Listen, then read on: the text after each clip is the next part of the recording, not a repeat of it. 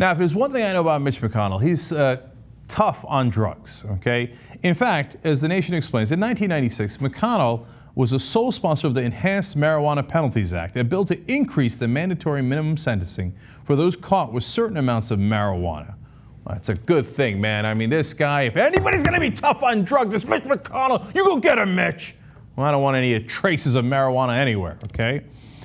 In recent weeks, in fact, as he was running for re-election, McConnell has touted his role in calling for more federal money to be used for drug enforcement. If there's anything we need right now in this country, it's more drug enforcement. Now, keep that in mind. Nation also reports about a curious case of a ship. Now, it was down in Colombia, but it's run by people that are connected to politics in America, as we're about to explain. They say it's a ship called a Pygmy. Before the Pygmy, a rusty cargo vessel could disembark from the port of Santa Marta en route to the Netherlands in late August. Colombian inspectors boarded the boat and made a discovery. Hidden in the ship's chain locker, amidst this load of coal bound for Europe, were approximately 40 kilograms, or about 90 pounds of cocaine. You know how much that's worth? It's worth approximately $6.7 million of cocaine. Now that's a lot of money. That is a major trafficker we're talking about right there.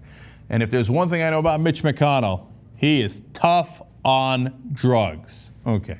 Now, who is the owner of this proud Pygmy that might now be in significant trouble? Well, it's the Chao family. Interesting. Now, I'm sure that we're going to want to discuss with the Colombians whether they could do the same things we do here, like civil asset forfeiture, where we would simply seize this boat for having the drugs on it in the first place. Now, the Chaos, wait a minute, they seem to have donated to Mitch McConnell starting in the late 1980s, and then all the way through to today. It turns out they mainly transport coal. There's other things they transport as well, but that's one of their biggest products. Mitch McConnell ran on making sure there's no regulation on coal in any way, shape, or form.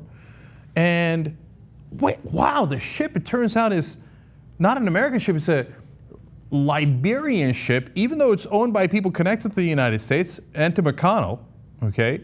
Because Liberia has no regulations and almost no taxes. Interesting. I would think that you would be proud to be doing business in the United States here, because a lot of it is through the United States. It's a limited liability company in the Marshall Islands with a Liberian flag. Marshall Islands, also notorious for no regulation and very little taxes. Oh my God. Chao, I thought that sounded familiar. Elaine Chao is Mitch McConnell's wife. Interesting. Now, it turns out Mitch McConnell's father-in-law, Elaine Chao's father, obviously, is a guy who has donated to Mitch McConnell throughout his entire career, given him a ton of money to politics, but not just the politics, to his personal fortune. So let's read up on that. The Republican Senate Minority Leader has the closest of ties to the owner of the Pygmy, the vessel containing the illicit materials. The Foremost Maritime Corporation, a firm founded and owned by McConnell's in-laws, the Chao family. Now, how much have they given to McConnell? Forget the political donations, which is an enormous amount. He's talking about just giving it to him. Now, to be fair, he's in the family, right?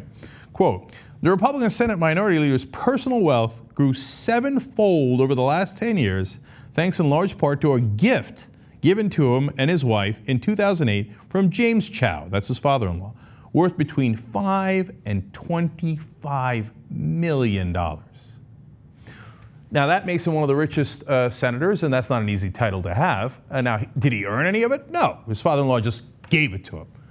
What happened to bootstraps? But it's okay, because I'm positive that Mitch McConnell, who's so tough on drugs, is going to turn around and be principled and say, we should seize that boat right away, turn it over to the American government. We're working with our Colombian partners here on a war on drugs. I mean, here's a guy who's benefited from the Chao family his whole life. Is he now going to say, no, no, no, if you have any kind of marijuana on you, I want to put you away for a long, long time. But if my family, who gives me up to $25 million, does the same thing, but on a much larger scale, how many times has that ship And other ships they owned carried cocaine, millions of dollars of cocaine, 90 pounds of cocaine. Well, obviously, the same rules should apply to them. Right, Mitch? Right? Well, we did not get that response from Mitch McConnell. He says in this upcoming video in response to this important nation story. I'm on a boat. I'm on a boat. Everybody look at me because I'm sailing on a boat. I'm on a boat. I'm on a boat. Take a good hard look at the motherfucking boat. Yeah. Now, Mitch, that doesn't seem like a very mature response. But basically, by the way, that is his response. Yes, so what, man? Different rules. You're a poor schmuck who's not connected to a family that gives you millions upon millions of dollars? Well, you're going to be sent to jail for a long time. Us, we're rich, we're powerful, we're senators. Different rules. Let's see how this case unfolds. My guess is there will not be harsh consequences.